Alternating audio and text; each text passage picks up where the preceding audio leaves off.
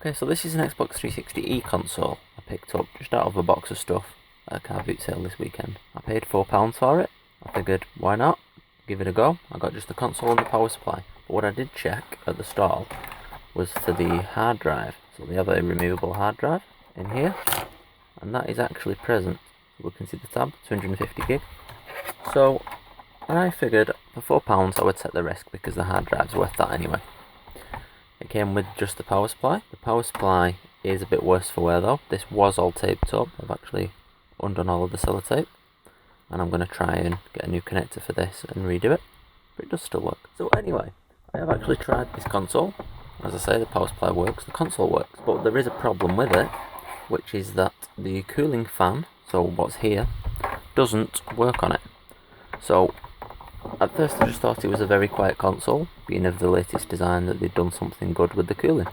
But it turns out that the fan actually isn't spinning at all. I've not had one of these consoles before. This was the first time that I've actually had one in my possession. So when I turned it on,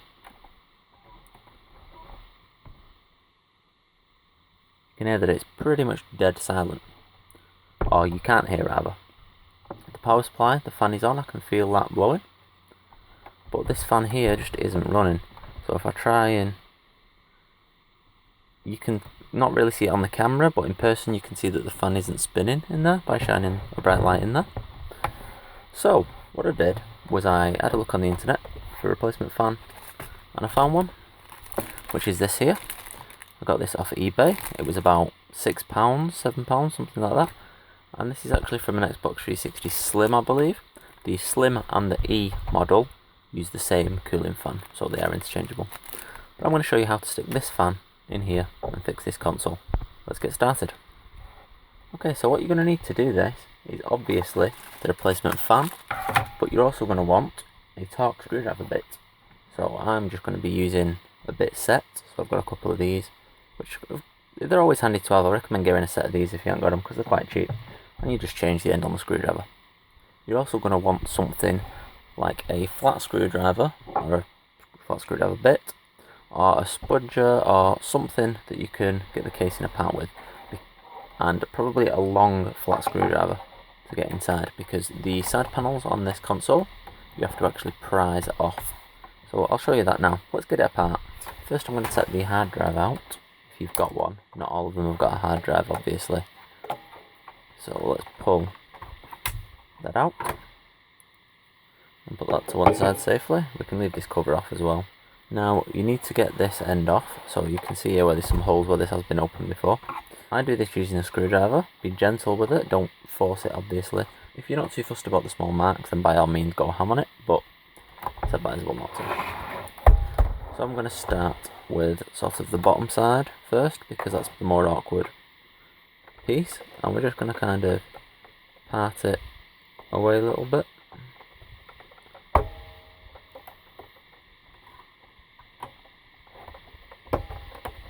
You can see it's starting to come out here. It's just on little clips underneath.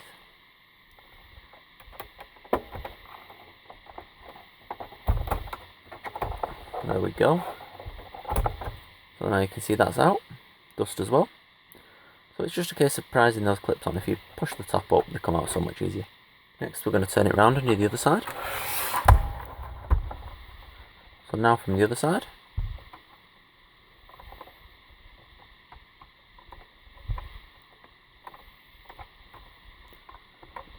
Start about the middle again. Once you get a bit out, the rest comes quite easily. So like so. There we go. There's that out. We'll put that to one side as well. On some consoles, them panels are a bit of a pain. On this one, they are actually quite easy to remove. The next piece to come off is the front panel. So I'm going to turn it over.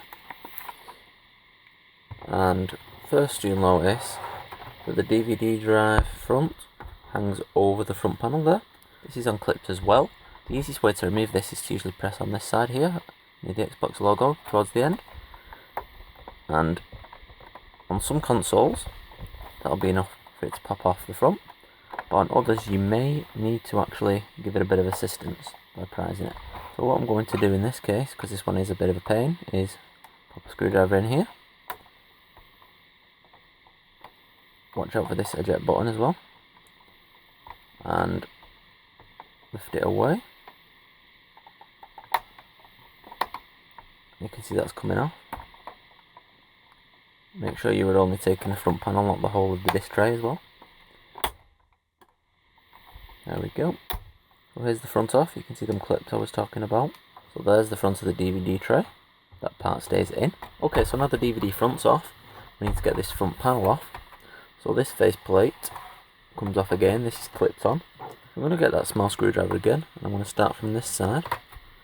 And I'm just going to kind of prise in to lift it out.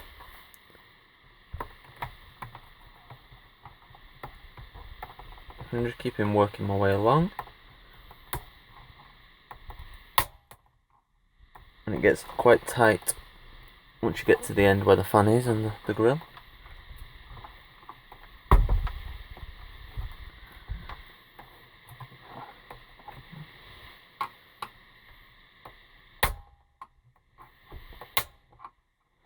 That is exactly where that clip is, you can see. And a little bit more.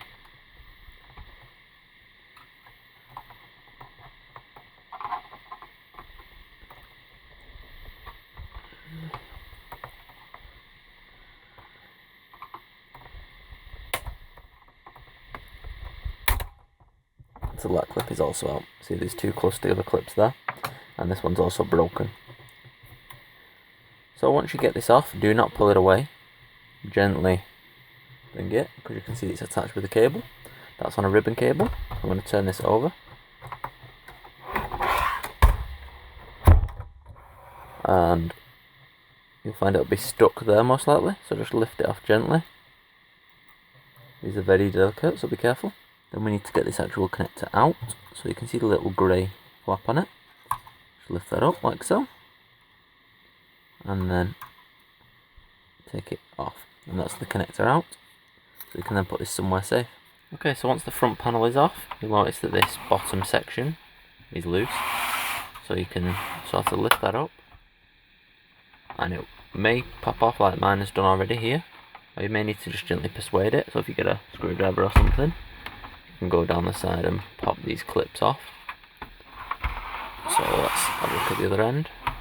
So for example here, you can see that the clip hasn't freed itself. So if I just stick in my screwdriver, and I can gently persuade that clip off. So now the bottom section is free. You can see those clips. There's only two. Now we're going to remove the Wi-Fi card that's right here. This is just on a USB type plug, and it's just a Torx fitting. So this is a Torx T10 bit, which should fit it. Yep. You can see, T10. So let's just unscrew the Wi-Fi card and pull that out like so. Now, the last step of getting into this thing is to take out the screws marked C. So C1, 2, 3, 4 and 5, which is down here. This is the 5 screws that you need to take out. So I'm going to whiz all those out really quickly. Okay, so with those 5 screws now out, we can flip the console over and have a look at the insides.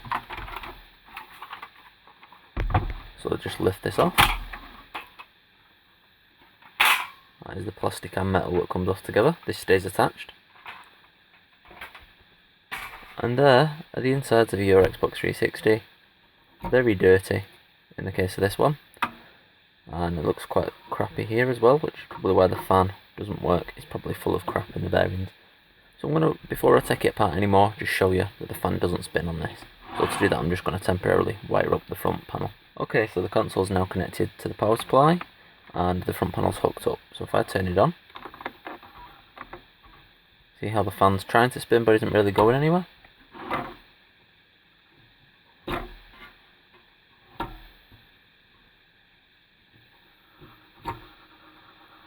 It's now trying, but it's grinding a bit, and then it stopped. So yeah, the fan is done. So let's turn this off and unplug it and carry on stripping this down and take the fan out. So the next thing to take out is going to be the DVD drive. So that just lifts up like so, and then it's got two connectors. You've got your SATA connector and your power connector for the drive. These can be quite stiff, so give them a good little tug. 1, 2, straight out. That's the DVD drive out of the way. Next we're going to get this plastic shroud off the fan, like so. That just lifts out.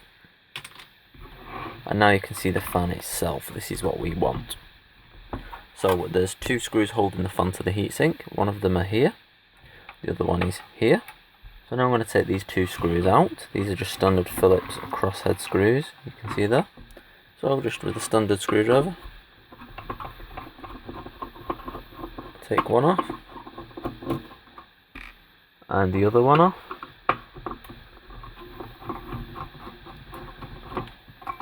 And the fan's now loose. The connector for the fan is underneath this drive cage here. So really I suppose you should remove this before you take the fan off. But either way we can do that now. Just flip over. And at the back you'll see a screw here. This is a Torx one. And then there's also another screw over here on this corner. With those removed, that plastic should now be free. As we can see it is. So we'll just kind of fold that out of the way. I'm not going to unplug it.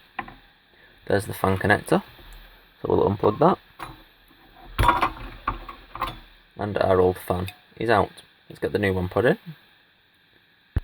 But first, before I do that, I'm definitely going to go and take this outside and give it a good dust out with a paintbrush. So here's our old fan. Here's our new fan. Here's the clean console. Also an interesting note that I just seen. On the side of this old fan, there's a little Cooler Master logo.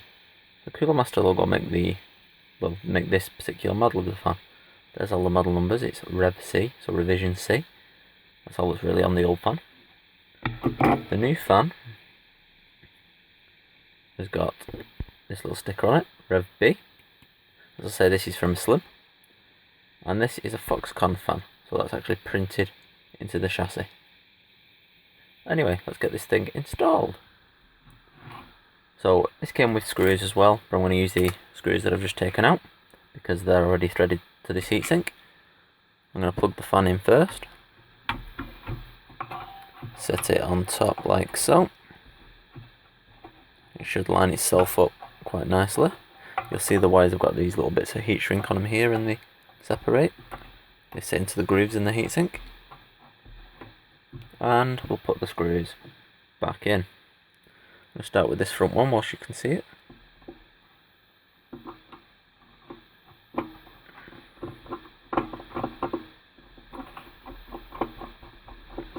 There we go, it's found its own way.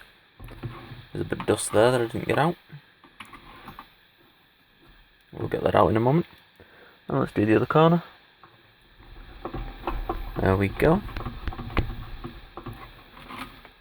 There's one. And two. And quite nice. It's not going to move anywhere. This dust is out of the way. Now we've got to put the whole thing back together again.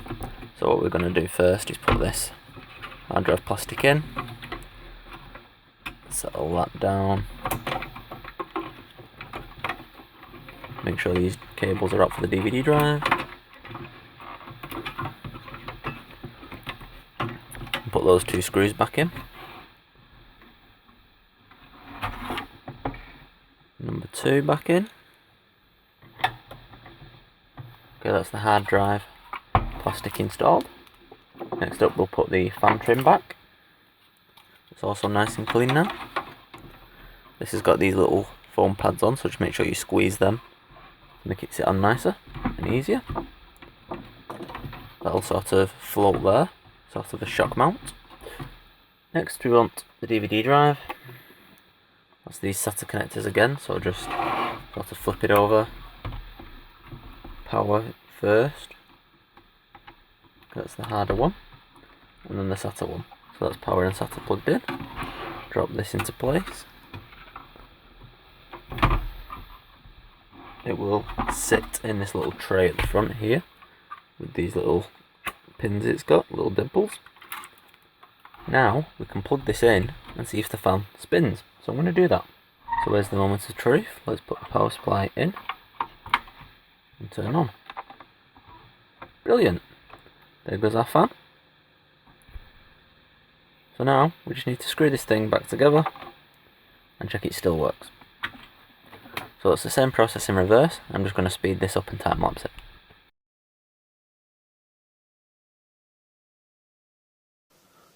Now beware for this part, be careful, ribbon cable. So what you need to do is make sure this little brown flap is lifted up for the ribbon cable. Then you want to make sure that this little plastic piece here goes over it, like so, and that the blue piece goes in under it. It should sit just past the connector like so,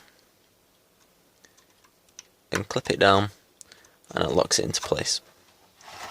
Then you can re-stick it down, that little sticky pad,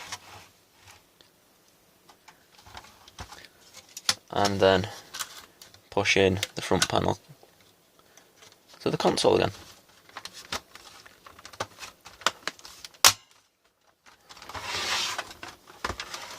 Like so.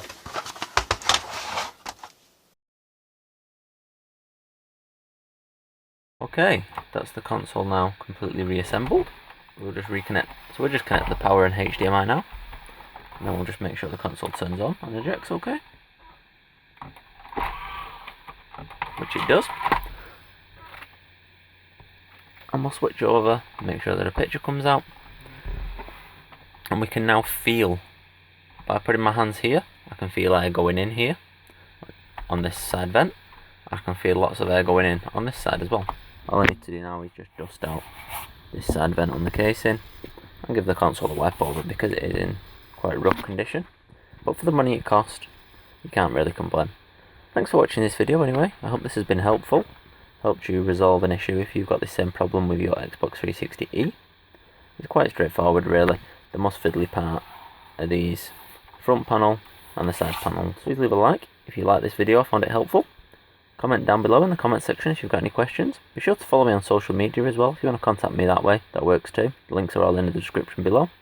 And subscribe for random future technology videos like this one. Thanks for watching.